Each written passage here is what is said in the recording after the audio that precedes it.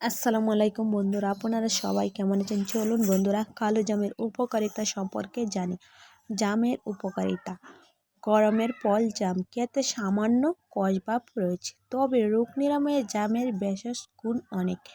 শুধু ওর নরম মাংসটাই নয়, এর বীজও ওষুধ হিসাবে ব্যবহার। নির্মে জামের কয়েকটি বিশেষ গুণাগুণ তুলে ধরা হলো। অনেকে জানি না জামের বীজের উপকারিতা। জামের বীজের মধ্যে রয়েছে জাম্বলিন নামে গ্লুকোসাইড।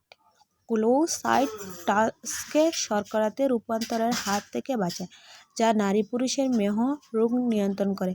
কাঁচা জামের পেস্ট পেটের জন্য উপকারী, এতে পেটের রোগ সেরে যায়।